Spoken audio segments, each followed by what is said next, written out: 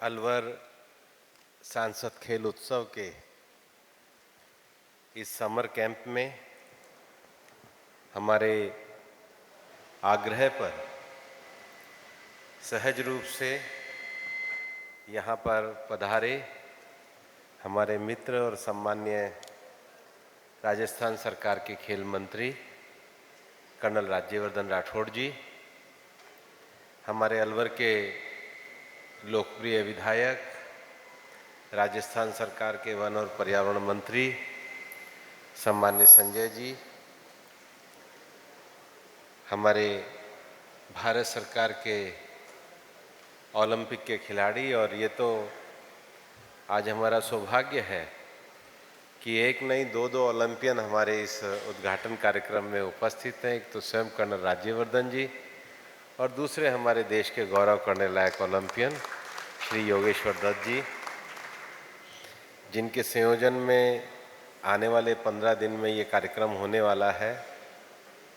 हमेशा सबका सहज रूप से स्वागत करने वाले भाई मनीष जी, यहाँ पर उपस्थित हमारी पार्टी के वरिष्ठ नेता सम्मान्य रामेश जी, हमारे विधायक सुखवंत जी, भाई राजेंद्र जी, भाई मोहित जी, सम्मान्य संजय नरूका जी, भाई अशोक गुप्ता जी, भाई महासिंह जी, बहन शानू जी, बहन नीलम जी, बहन अंजलि जी, हमारे बानसूर के विधायक सम्मान्य देवी सिंह जी, जिला प्रमुख चौधरी बलबीर छिल्लर जी, हमारे डेयरी चेयरमैन नितिन सांगवान जी, भाई बलवान जी, इंद्रजीत पाटा जी, श्री जयराम जाटव जी, श्री बनाराम मीना जी, श्री रोहताश प्रधान जी, श्री बनवारी लाल जी, और जिनका नाम नहीं ले पाए हमारे अशोक सैनी जी और गौरव जी, दोनों हमारे प्रभारी, फिर भी जिनका नाम नहीं ले पाए सभी हमारे सम्मान्य गण। सबसे पहले तो मैं स्वागत करना चाहूँगा 15 दिन के लिए जो हमारे कोच आए हैं। एक बार खड़े भी हो जाएंगे। एथलेटिक्स में हिसार से भरतपाल जी, और national centre of excellence Patiala में एथलेटिक्स के लिए आए दीपक यादव जी, सूरज सिंह जी, और विभा जी पटियाला से, और national centre for excellence Patiala से पूजा जी। एक बार इन एथलेटिक्स वालों के लिए ताली बजा दीजिए। बैठ जाइए। उसके साथ ही बास्केटबॉल में सेंटर फॉर एक्सीलेंस जम्मू से आए हमारे बिनेश सिंह लेसिम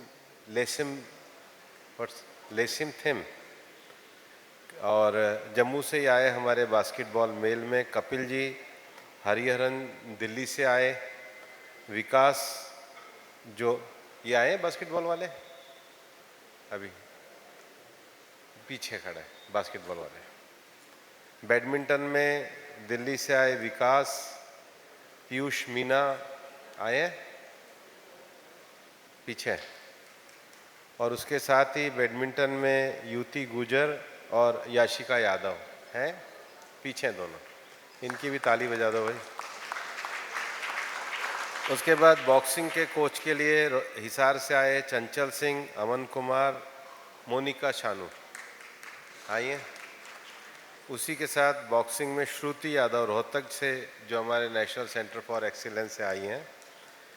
और कबड्डी में जो कोचिंग देने आए हैं कमल किशोर चौधरी, उपेंद्र सिंह, श्यामा और पूजा कुमारी, ये हमारे कबड्डी के कोच के लिए भी जरा।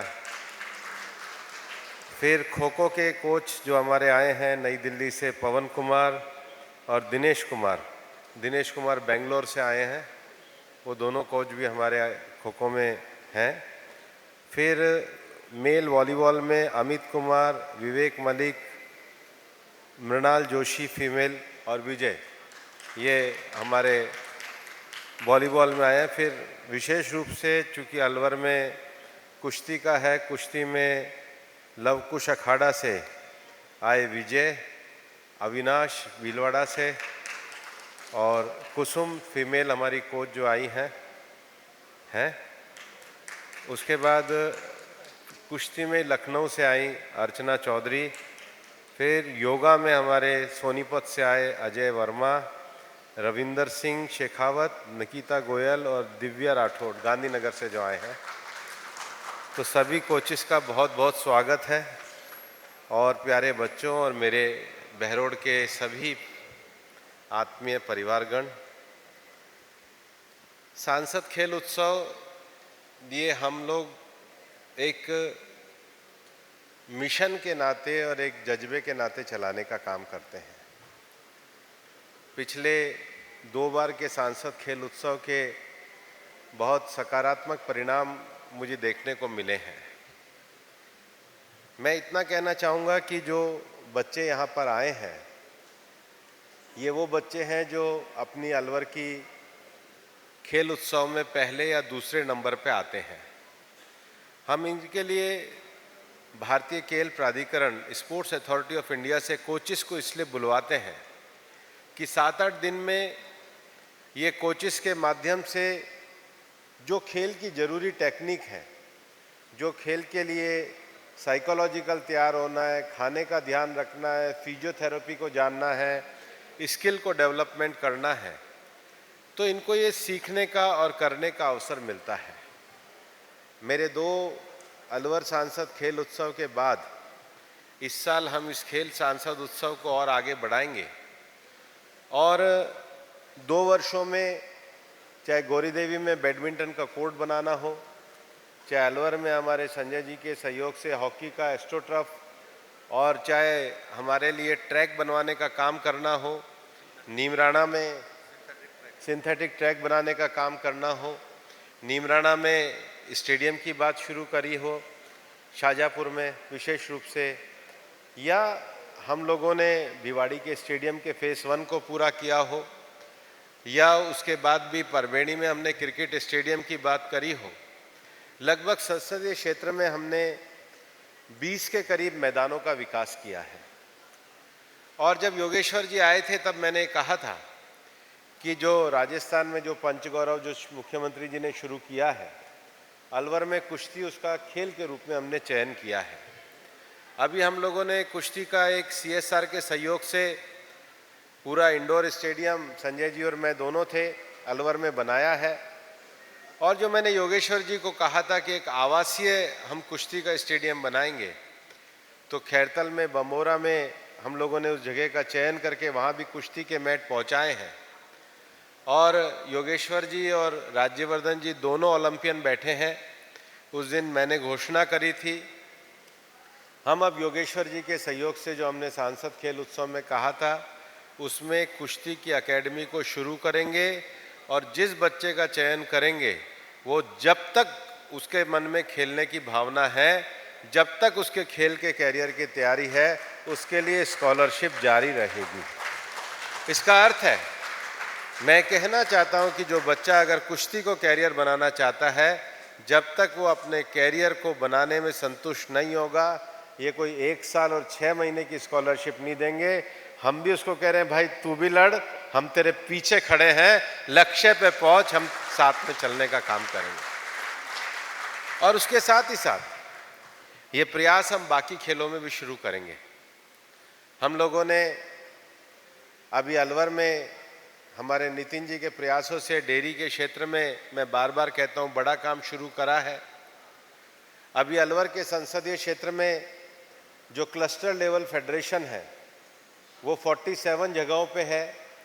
हमने तय किया है कि महिलाओं के रोजगार विकास के लिए 47 क्लस्टर फेडरेशन में हम भवन बना करके देंगे, ताकि महिलाओं को अपना काम करने की और जगह चुनने की सुविधा। हमने 137 लाइब्रेरियां बनाने का काम किया है और 137 लाइब्रेरियों का भी बहुत जल्दी लोकार्पण लगभग कईयों का हो चुका है। लेकिन पढ़ाई के जज्बे को भी सरकारी स्कूलों में आगे ले जाने का काम करेंगे। और विशेष रूप से इस साल हमने तय किया है कि जो बच्चे गवर्नमेंट स्कूल में 10th में अच्छी मेरिट लाने वाले होंगे, ऐसे 100 बच्चों के लिए अलग से कोचिंग की व्यवस्था करेंगे।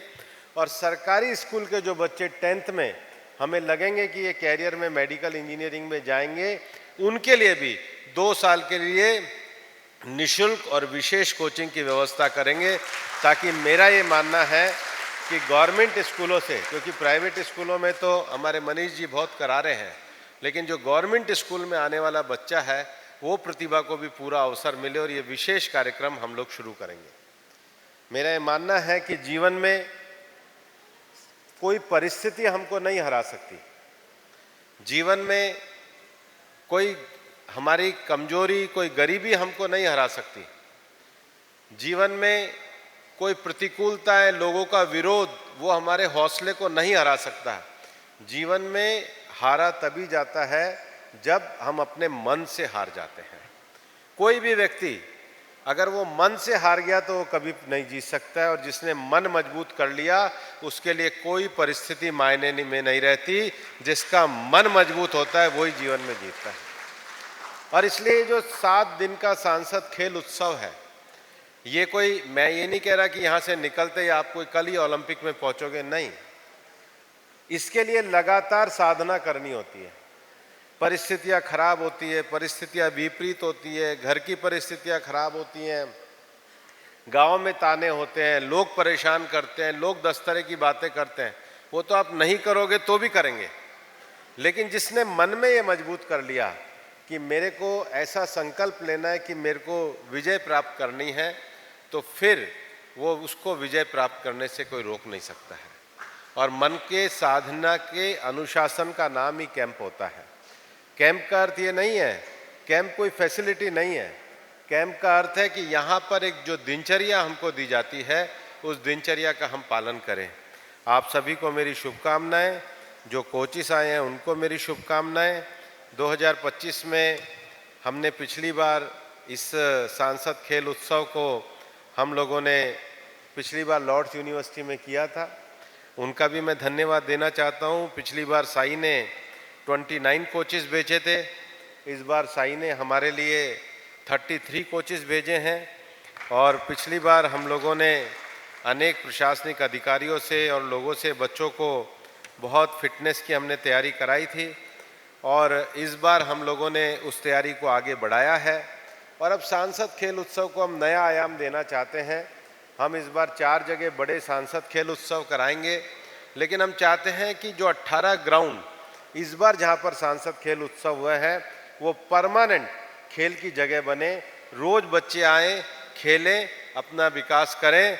और मैं तो ये विश्वास करता हूँ कि 2036 में जब भारत में ओलंपिक होगा तो भारत का तिरंगा लेने वालों में अलवर का कोई लड़का या लड़की जरूर होगा। ऐसी मैं शुभकामनाएं देता हूँ। बहुत बहुत धन्यवाद। जय हिंद, जय भारत।